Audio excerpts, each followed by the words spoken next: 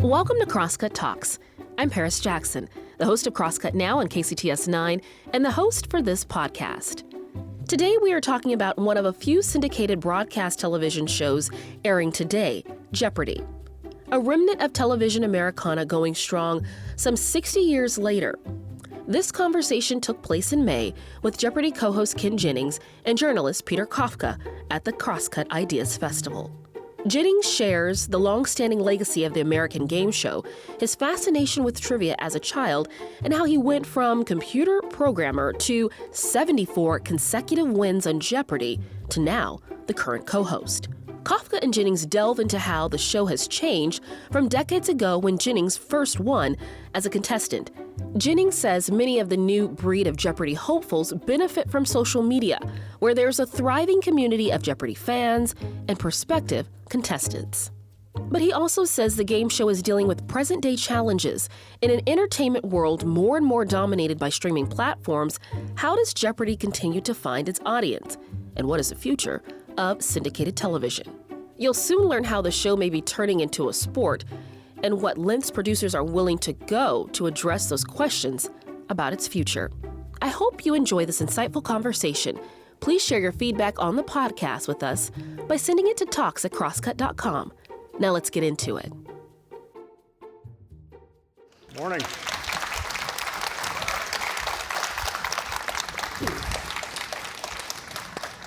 We decided we would switch it up, and Ken is going to ask me the questions. It's kind of my day job. Oh wait, that's not true. I say the answers, they say the questions. I don't know how my own show works, apparently. You guys will have a chance to ask your own questions, and there's a part of my script where I'm going to tell you all about that, so I'm going to go with the script for a second. My name is Peter Kafka. I'm the host of Recode Media. That is the podcast that focuses on the intersection of tech and media. When I'm not doing that, I make other content over at Vox.com. That's V-O-X. I've interviewed all kinds of folks in my life. I have never interviewed a professional game show contestant before. So we're going to fix that. We're not going to talk to any old game show contestant, but the most famous. Ken Jennings became a household name by reeling off 74 consecutive Jeopardy wins in 2004. He has turned those wins into a career. It's still running today. He's the co-host of Jeopardy. Welcome, Ken. Thank you for having me. Delighted to be here. I'm going to ask you some mechanical questions about how Jeopardy works, but I want to start big picture first. If you weren't the guy who won 74 consecutive wins on Jeopardy and was now the co-host, what were you going to do as a career? I think about that a lot, actually. I was always a real trivia nerd as a kid. These quiz kids, know-it-all kids, tend to come out of the womb like that, I think. Like clutching a copy of the Guinness Book of World Records. Super popular. That they had in you. And of course, popular with the ladies. Kids love that. I mean, that's what happens. At some point, you hit the Judy Blume age where you're like, oh, it is not a hit with girls to know Captain Kirk's middle name. And as a result, I kind of went into the trivia closet for, I don't know, over a decade. And, never really thought, hey, you've got a weird associative memory kind of a brain. What do you do with that? I went into computers because it seemed like that was the future. You're born and raised here? From here, yeah, we moved overseas when I was a kid. I went to kindergarten through first grade here in Seattle, and then used to come back here in the summers, but we were living in South Korea for most of the 80s. And by my mid-20s, I was a computer programmer and not a particularly talented or happy one, having a bit of an early midlife crisis. My wife says I was always coming home from work with some new scheme. What if I take the Foreign Service exam and we move to Gabon or, law school even, who knows? And instead, just on a whim, I tried out for a game show. So I guess there's a universe where I'm a mildly unhappy software developer. Just be grinding it out, complaining about back to work. Probably still binging Atlanta and Reservation Dogs. Like, I'm sure my TV life doesn't change much, but I think my career would be very different. So you hit this run in 2004, and I remember I was not an avid Jeopardy watcher then. What? But I remember your name. It was a big deal. Did you think, wow, this is amazing, and once I'm done with this, I'm going to go back to being an unhappy computer programmer? Or did you think, I'm going to turn this into something else? It was a crazy roller coaster ride, but I never had any sense that it was sustainable. Part of me still doesn't, actually. Like my wife and I had a bet. I had won maybe 40 or 50 shows before any of them started to air. So we knew there was a fun thing that was going to happen in our lives, and maybe I was going to go on Letterman. But I didn't think it was any kind of a life-changing thing. And we had a bet on how many people would ever recognize me at Costco lifetime. And I thought the over-under was 10. I was yeah, nobody cares who's on Jeopardy. This will last a few weeks, and then something will happen on Fear Factor, and nobody will remember me anymore, and that's fine. So at what point do you go, oh, this is a thing, and was it something where you were actively trying to extend the half-life of that fame? Were there people coming to you with proposals? Did you have to think about how to manage that, or did you sort of back into it? Yeah, I never had a 5-year plan, but somebody did ask if I wanted to write a book, and I kind of did. I was a frustrated English major in college who switched to computers when I heard the joke, the old joke, what's the difference between an English major and a large pepperoni pizza? The pizza can feed a family of 4. I think that's when I became a computer science double major. And so yeah, I'd like to write a book. I don't know what that would be, but that seems like an interesting challenge, more interesting than the Java apps I'm writing at work. So I took a leave of absence from my software company and started to work on the book, and that just kind of snowballed, and I'm still on leave, I guess. They have not called me in a while. I think a lot about for professionally, I think about how the media landscape has changed. This happened to you in 2004. The internet existed then. We'd already gone through the first web bubble. But for most people still, the internet is something you got to through AOL, maybe a browser. Social media doesn't exist, which is very important if you're a Jeopardy contestant. Much better time to be a rando on TV. Before Facebook and Twitter. Do you think about what happens if you go through that run now, if you just transport yourself 20 years ahead, and how your career plays out differently in 2023 as opposed to doing this back in 2004? Well, I see it now firsthand with we've had some high-profile super champs lately. James Holzhauer 5 years ago, Amy Schneider last year. These are all people who have the same kind of roller coaster summer that I did in 2004, but they're now trying to do it in the age of social media and all the kind of soul-killing aspects of that, the harassment and whatever, the addictions and there's also just a way for people to reach their people too. Exactly. Preparing for Jeopardy has changed very much in the age of the internet. There's now an online archive that has hundreds of thousands of Jeopardy clues from past games, and people will literally build flashcard decks or build simulators in their houses where they can kind of drill themselves on Jeopardy like a Rocky movie montage. So in the past, it was kind of a thing you would do as a lark. Hey, I like to annoy my friends at bar trivia, I should try out for Jeopardy. And now that's kind of been professionalized a little bit. We were talking backstage. It's amazing that Jeopardy is as big as it is today in a world where attention is fractured, where everyone can seek out their own stuff. It's a syndicated broadcast TV show. That's a dead, dying medium, right? The fact that syndicated broadcast TV still exists. It would be like telling an alien that Hee Haw is still a big hit or something. So we were trying to figure out the actual audience. We think it's around 9-ish million per episode. Yeah, it's the most watched thing on TV basically that's not the NFL. Nothing's really bigger than Jeopardy or Wheel unless it's got a quarterback, which is insane that this is now the last remnants of American monoculture. Why does it work? It's largely a legacy.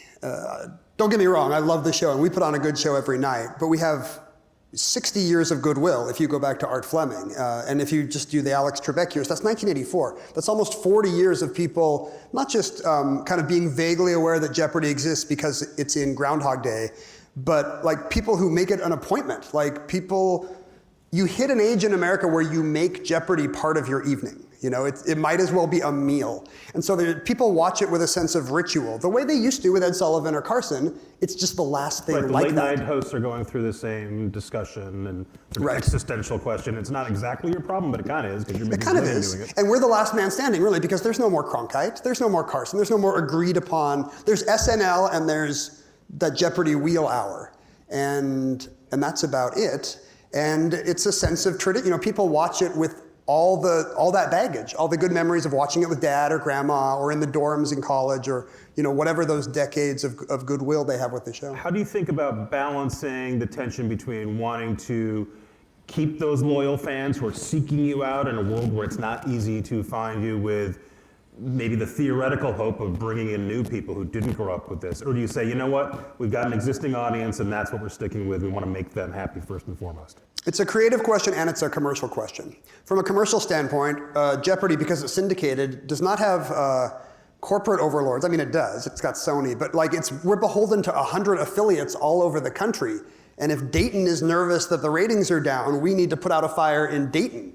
So it's being in a syndicated TV, you're serving 100 masters, and they do not want other ways to see Jeopardy. Everybody under 45 wants to see Jeopardy streaming, but guess what? The people who run our affiliates in Houston and Philadelphia do not want Jeopardy streaming, because we're the only reason people are watching these affiliates in Houston and Philadelphia. I tried watching on Hulu this morning before I came over. No, they do not want me watching old episodes. Right. And then there's the creative problem of loyal fans who watch it for a sense of ritual. Like the game of Jeopardy that will be on Monday will be largely identical, almost down to the second, as a game in 1994 or even 1964.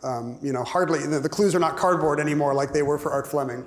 But except for that, people expect it to feel exactly the same, almost down to the second every night. And you want to try to figure out how to hone the format to draw in new audiences, but you've got a recalcitrant group of what should we say? I was going to say diehards. What's nicer? Loyalists. Loyalists. How about that? Yeah. So I can sense some of the frustration.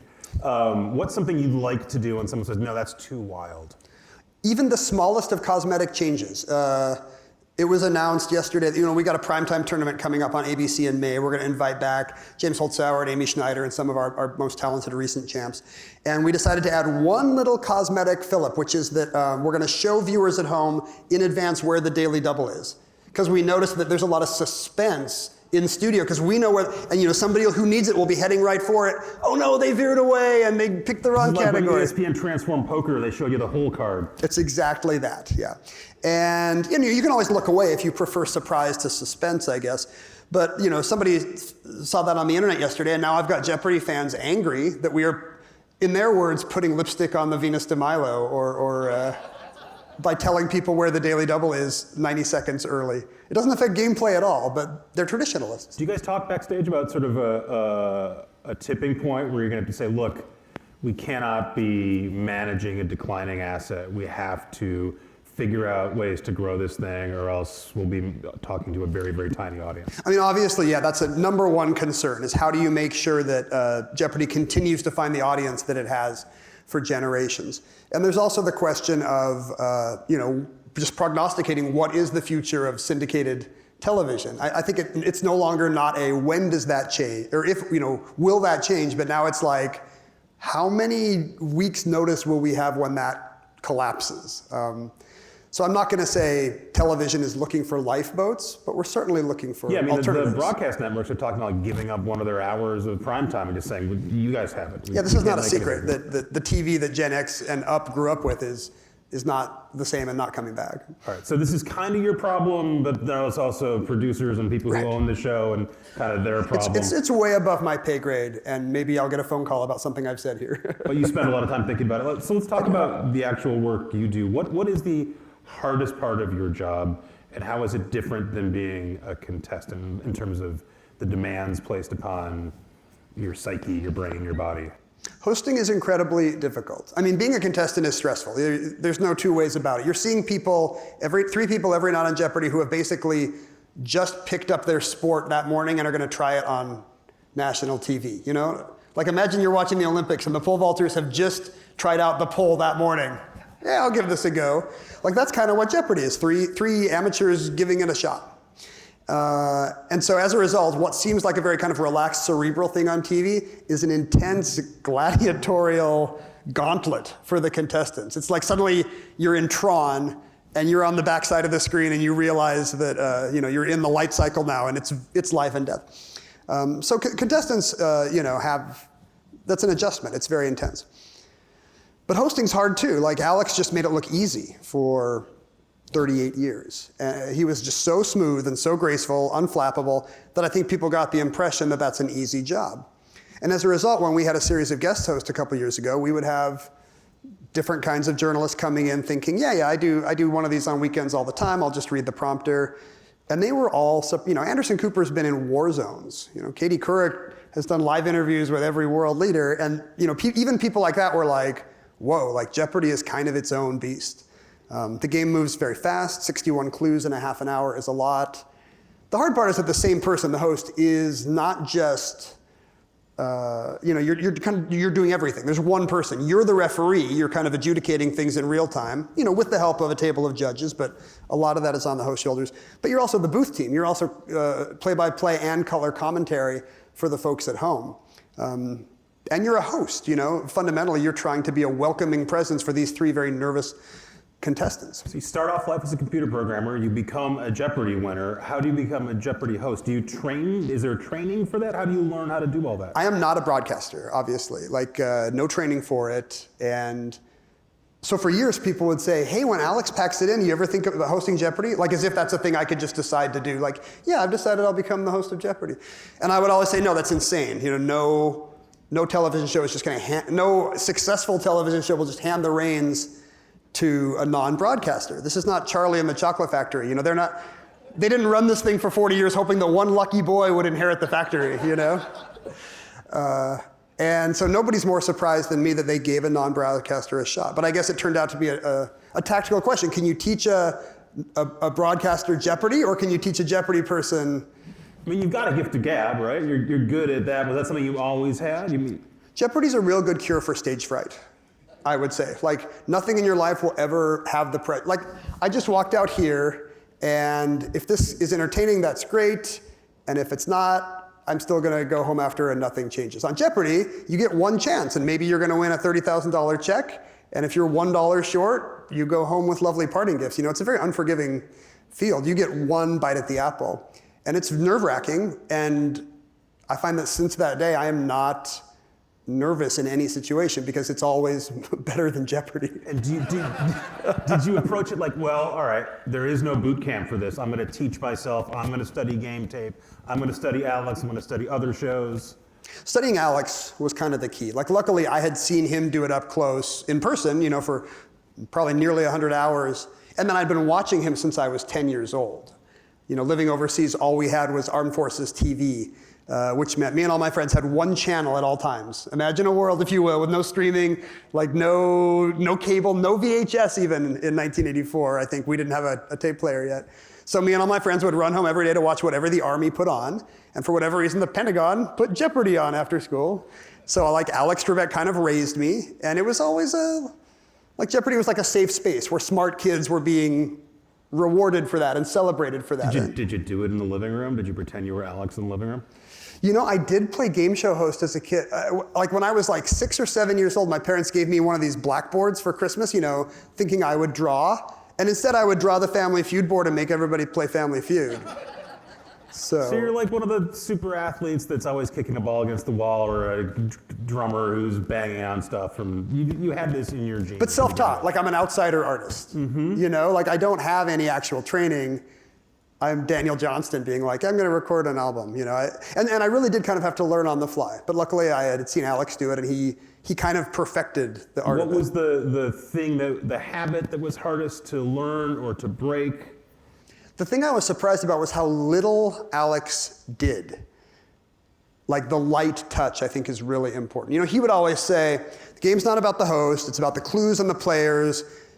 He was never announced as the star of Jeopardy the way his predecessor had been. He was always the host of Jeopardy because he was I'm not the star, the game's not about me. Imagine anybody in television saying that today. You have to be a gentlemanly Canadian from the 1930s, I think, to think about TV that way. But he was absolutely right. You watch tape of him, and he is doing the least amount of work possible. Not out of laziness, but just out of economy. Even the verbiage, you imagine him saying something like, all right, you're in third place, Gordon. Now you've seen the categories. Go ahead and select for us. And often it's just Gordon, go. And the show works just great and has a real punch and an energy. Do you watch game tape of yourself? I hate to, but it helps. Yeah. Because the things that annoy you about your performance are exactly why you should be watching that tape. We'll be back with more after this. At Amazon, there's a way up for anyone because there's something for everyone. Like Jessica, who completed free technical training programs and is getting her bachelor's with Amazon's prepaid tuition. Even if you have no knowledge or no experience in IT, Amazon has the tools and the resources to teach you.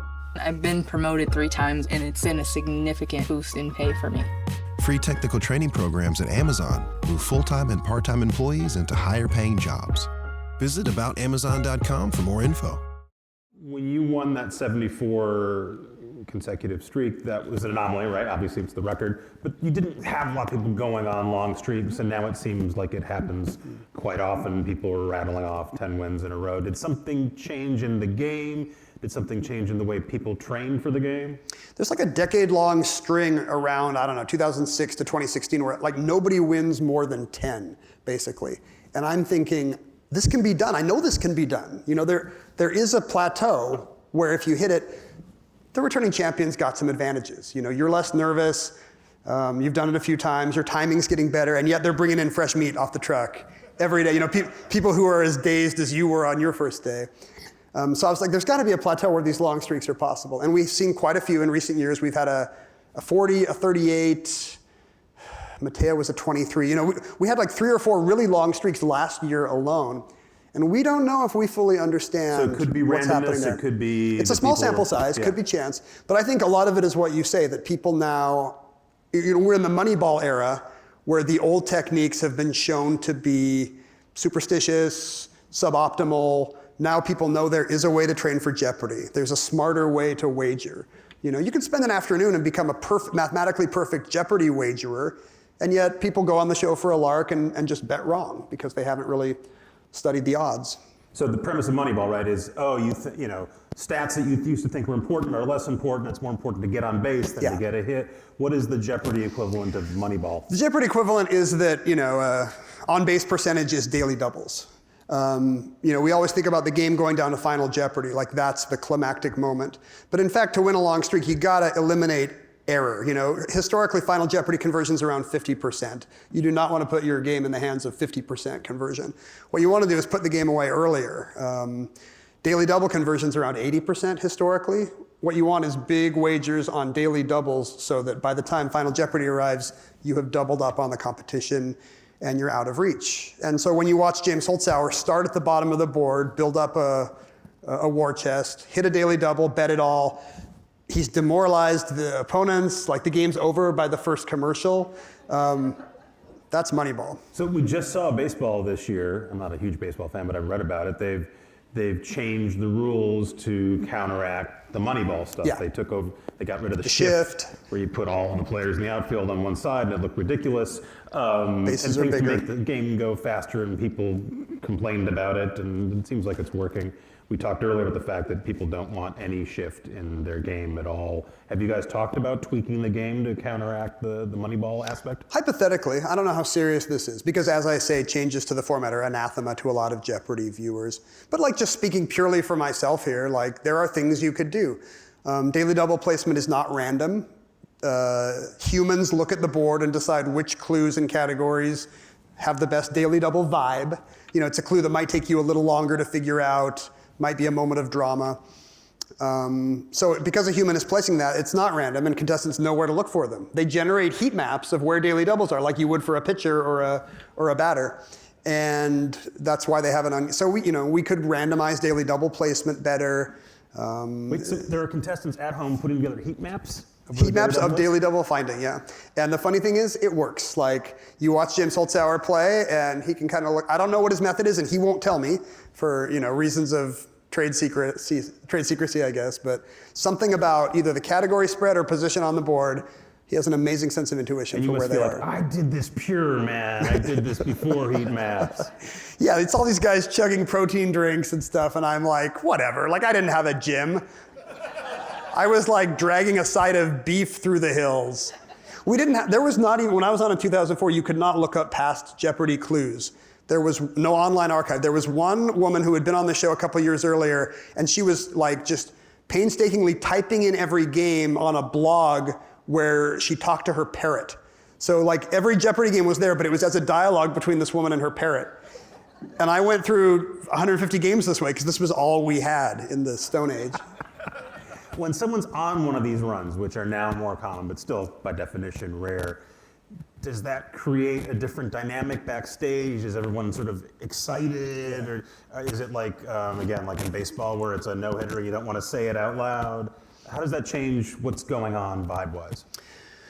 You know, when I was on, I now know that everyone was terrified. They had just changed the rule. It used to be you got 5 wins and then they gave you a car and kicked you out and you were back for the Tournament of Champions.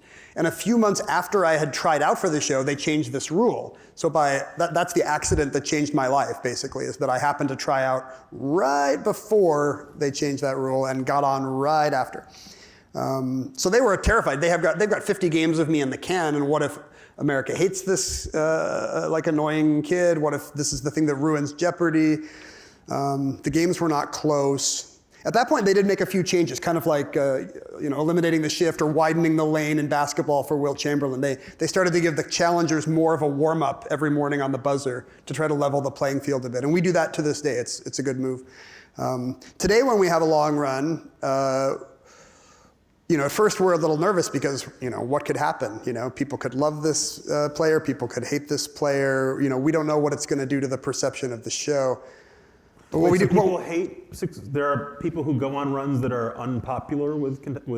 Yeah, I think I mentioned James Holzhauer, best player of his generation, very divisive. Hard-bitten poker player, sports gambler, enjoys kind of playing up he's a pro wrestling heel angle a bit.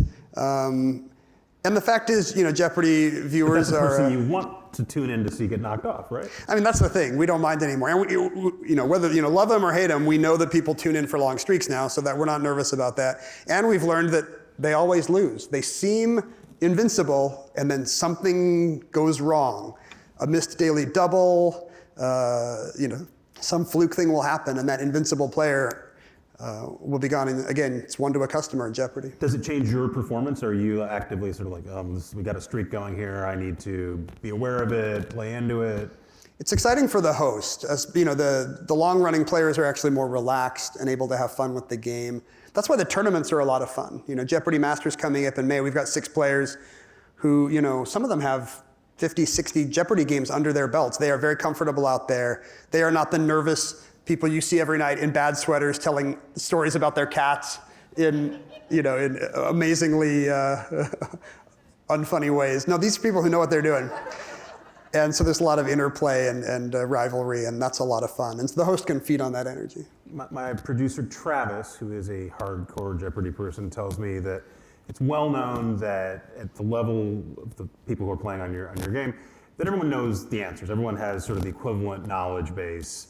And the real competition is buzzer-based, that it's reflexes and hitting the buzzer. Is that true? There's a lot of truth to that. Everybody has passed a very hard test to be there. But it turns out I've been overstating that for years. We have started, because we are now treating Jeopardy as a little more of a serious sport with playoffs and so forth, we've started publishing advanced statistics, which sports fans like. And one of the things we now publish is buzzer attempts. So you can see a box score where you know how many people are buzzing. And one thing we've learned is that the players who do well are not just players who knew the same number of responses but had slightly better timing, although timing is huge. We found that these people tend to be buzzing, 10, 15 times more per game than their competition. So, but I think on many nights, the buzzer is the thing that How do you get better at buzzing? Buzzer's hard. You can't press the button as soon as you know it. You have to wait for the host to finish reading the question. And then at that point, a staffer somewhere flips a switch, activates the buzzers, a little light goes on to the side of the game board that the home viewers can't really see, and then you know you can buzz. In my experience, if you wait for, some people wait for the lights. My experience, if you wait for the lights, you get beat. You're trying to anticipate, wait for the last syllable of the clue, the capital of Egypt. Boom, there's like a discernible one-syllable pause, and then you go. But some days you have it and some days you don't. It's like golf or a golf swing or a baseball batter. Is that, like in professional esports, right? You age out when you're 18 or something, right? It's young people with really hyper fast reflexes. That is not the case in Jeopardy, It's obviously. not speed, it's rhythm. We have a 62-year-old player named Sam Buttry who nearly, he was in the finals of the Tournament of Champions last year. Jeopardy viewers loved him because he's a white-haired Steve Martin type, and they're used to these young hotshots. But he had kind of an odd buzzer technique. I think he might do this, but he was right on the money. It's not age. I feel like you can age out of the knowledge side. Often our best players are right around 30. And I honestly think it's generational. Like that's the age where you still remember your parents' trivia, but you haven't stopped listening to pop music yet. You know, right now, like you're aware of MASH and you're aware of Lizzo. You know, like you've got some 50-year span there. And you turn 40 and you start to, at 20 you don't have the one end yet. At 40 you've lost the other end. Talk about how much time you guys are spending trying to increase diversity both on screen and in the types of questions. So you are reaching people with different knowledge bases. How important is that to you one way or the other? It's a big area of emphasis right now because historically, Jeopardy's had a very hard time getting a contestant mix that looks like America. For many years, our problem was getting women to try out for the show. And it had nothing to do with skill level. It turned out when we saw the test results, our women auditioners were just as good as the men. It largely seemed to come down to confidence and specifically to a very specific kind of unearned male confidence, where men who watch Jeopardy think, yeah, I could do that. It's the same kind of guys that are like, I bet I could beat Serena Williams for a few points. It's like the utterly unearned average American male sense of superiority. And we solved that problem largely by going to online auditions. By taking away the performative aspect and just saying, hey, go to our website and just for funsies, try out for Jeopardy. We were able to really address the gender imbalance and who was trying out for Jeopardy. For more racial and ethnic diversity, that's something, as you say, you can address on the contestant outreach side, and we think we're going to have to be aggressive about actually like creating channels for people to get on Jeopardy. How does player development work? If Jeopardy's a sport, you're not just going to wait for the good athletes to come to you. You want to have a system where you find these talents. And I think that's what's next for Jeopardy. Is that actually happening, or is it a thing you imagine is going to happen? It's conversations we have definitely had. If you're going to treat this as a sport with playoffs and stuff, you're going to need a pipeline of great players or the game fails. Nothing's worse on Jeopardy than 3 people who can't answer the clues. You get those long pauses. Boop, boop, boop, boop. It's bad TV. So Jeopardy's never trying to trick anyone. We want correct responses. We are dying for correct responses. And we want high-powered, high-talented contestants that look like America. And it's just a matter of how you do that. And as you say, part of it is the clue selection. We're a self-perpetuating canon of what Jeopardy people know. And for a long time, that was a lot of white male authors. And so we perpetuated a lot of academic problems with what that canon looks like. And how do you push those boundaries without leading to a lot of boop, boop, boop, boop? And, how do you, and a lot of it is hiring. For a long time, our writing staff looked a lot like me, middle-aged guys who carried around the Guinness Book of World Records as a kid. You want to broaden that base too. For me, before I turn it over to you guys, like a lot of people who've used Twitter, you sent out some tweets that you later regretted, and those resurfaced periodically. What is your advice for Jeopardy contestants or anyone else playing around with social media these days? And do you still use Twitter or anything else? Yeah, much less in the Elon Musk era. I feel like my Twitter track record's pretty good, but it's just 10 years of saying the first thing you thought of to your friends. It's pretty easy to find someone saying dumb things they should have thought twice about.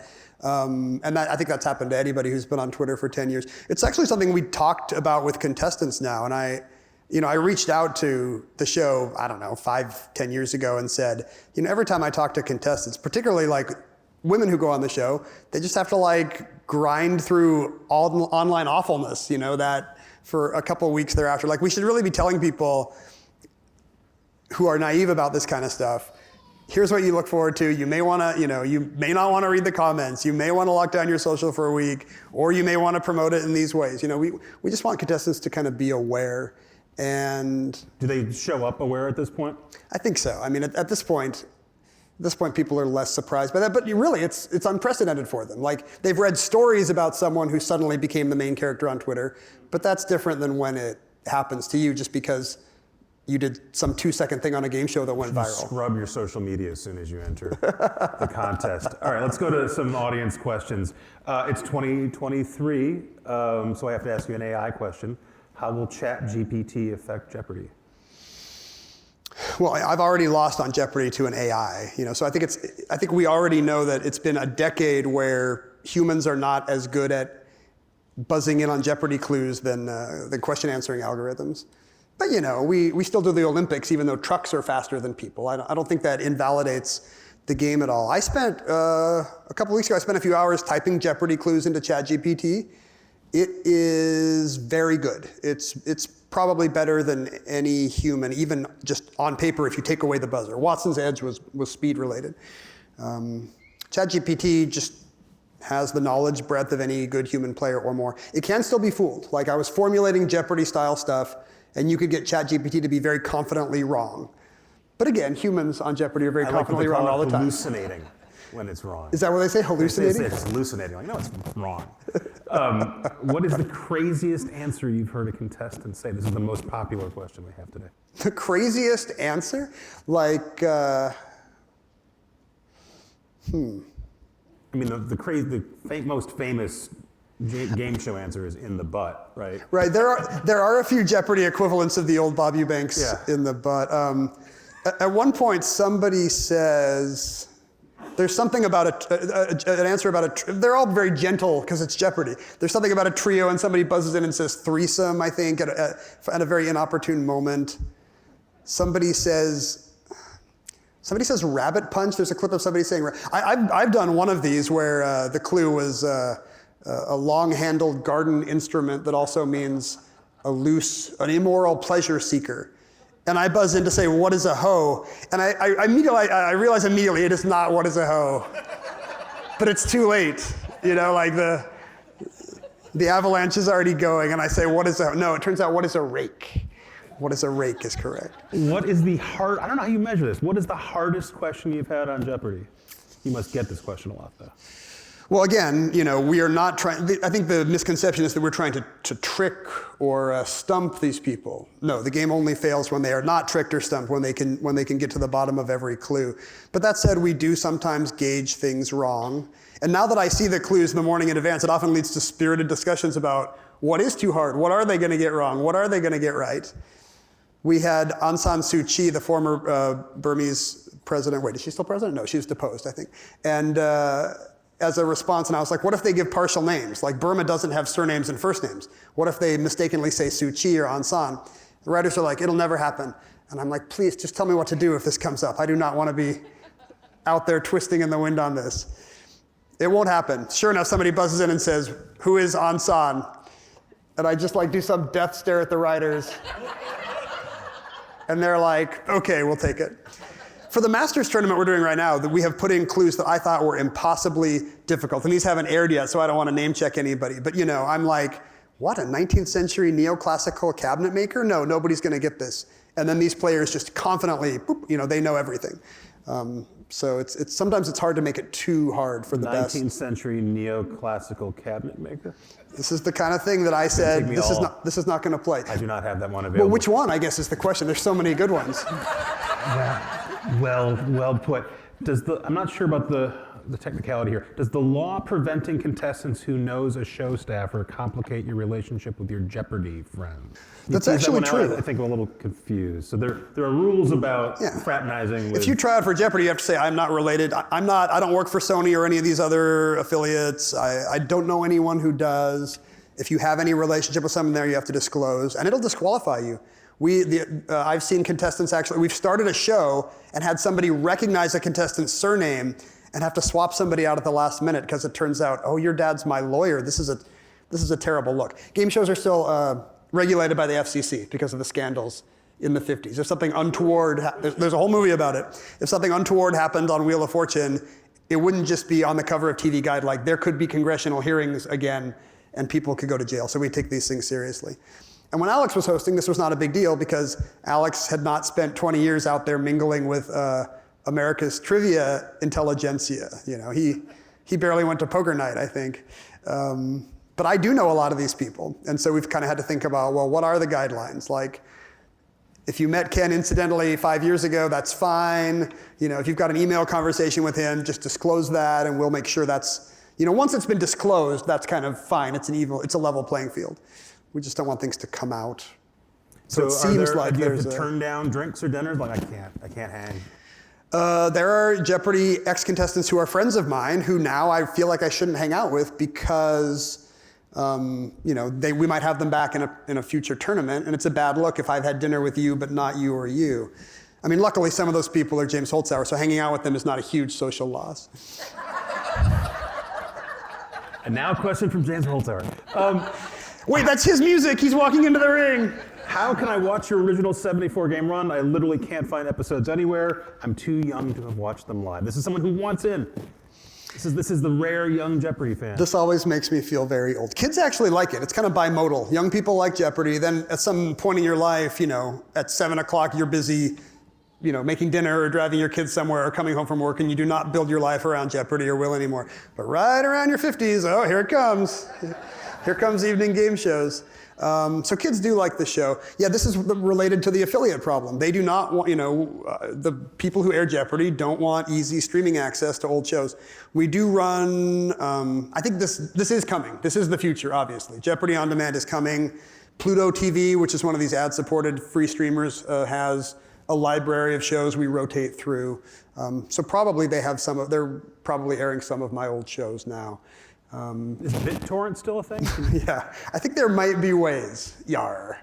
Ken is not telling you to pirate old Jeopardy episodes. Absolutely not. I could get fired for that. You mentioned how diehard fans dislike changes in Jeopardy. We've talked about that a bunch. How does your gratitude towards these fans compare to resenting their reluctance to accept change? No, I don't want to say there's resentment because I'm one of them. Like, I grew up watching the show, and the thing I love about it is the comforting rhythms of it.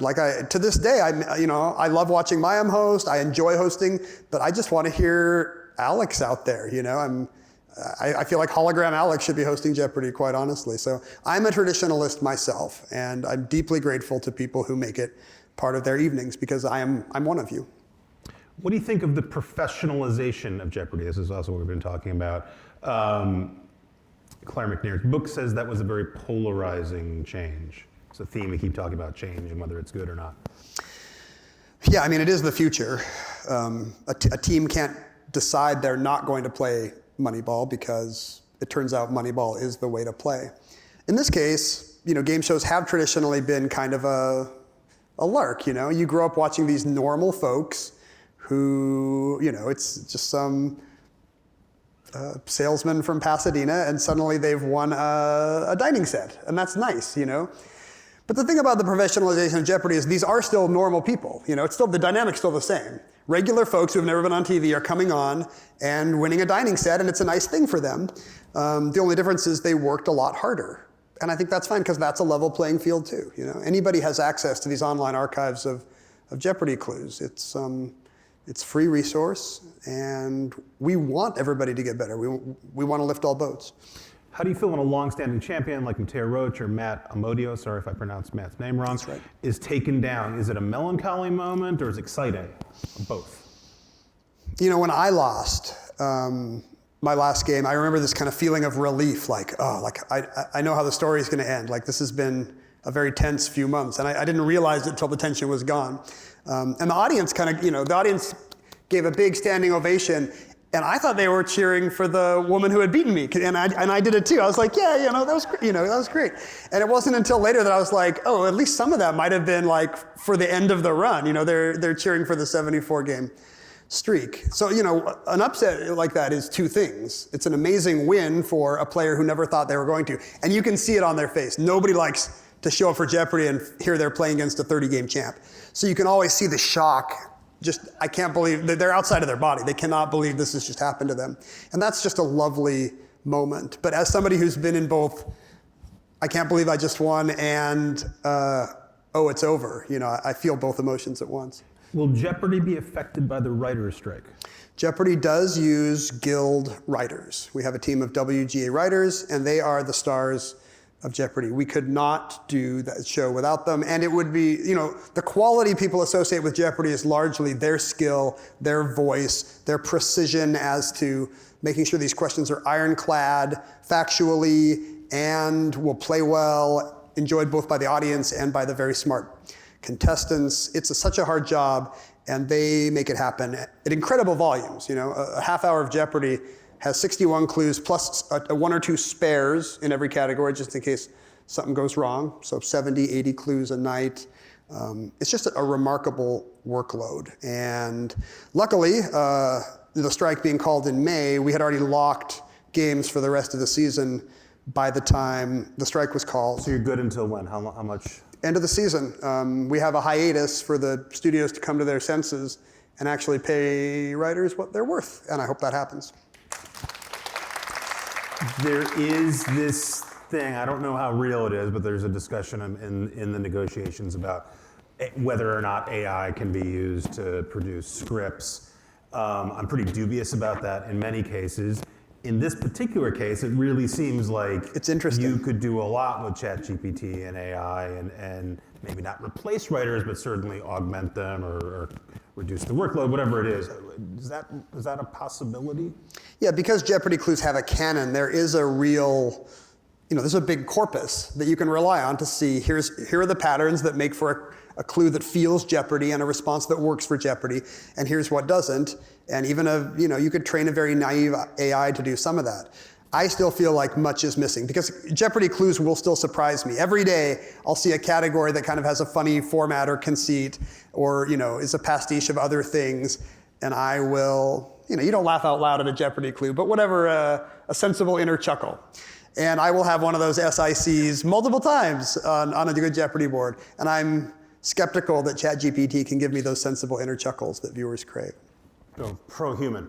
Pro-human. Do you think you'll host Jeopardy until you retire? Until I retire from Jeopardy? Yes, guaranteed. It'll be the same show, in fact. Alex hosted for 38 years, and I started at 48, which means I'm very unlikely to equal his run. I would be 86. But on any level, it's a good gig. We do 5 shows in a day, which means the host of Jeopardy, and right now we've got 2, so I'm only doing half the lift, works maybe 46 days a year. I don't see how, my union did a great job. I'm very glad that I can work 46 days a year and make a living. It's a great side hustle, even if you've got a sitcom about a cat cafe. But the real thing is just that I'm still associated with the show that meant so much to me as a kid. I had a sense of closure when I lost on Jeopardy, but the next day waking up in my hotel realizing, I don't get to play Jeopardy today, and I probably never will again because it's one to a customer.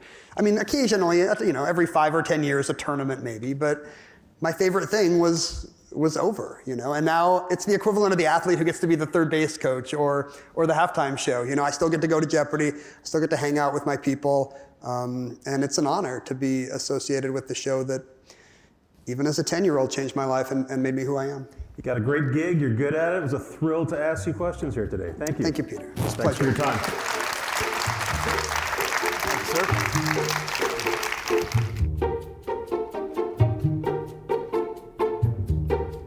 That's it for today's episode. Thanks to Ken and Peter for the talk.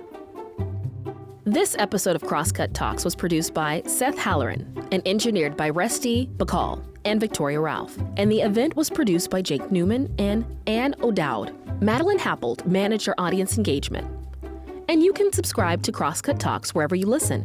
And if you like the show, please review us. We want to know what you think. For the latest political, environmental, and cultural news from the Pacific Northwest, visit crosscut.com. And if you would like to support the work we do at Crosscut, whether it's live events we host or the in-depth reporting we do every day, go to crosscut.com/membership. In addition to supporting our journalism, members receive complete access to on-demand programming on Seattle's PBS station, KCTS 9. Crosscut Talks is a product of Cascade Public Media. I'm Paris Jackson. We'll be back soon with another conversation.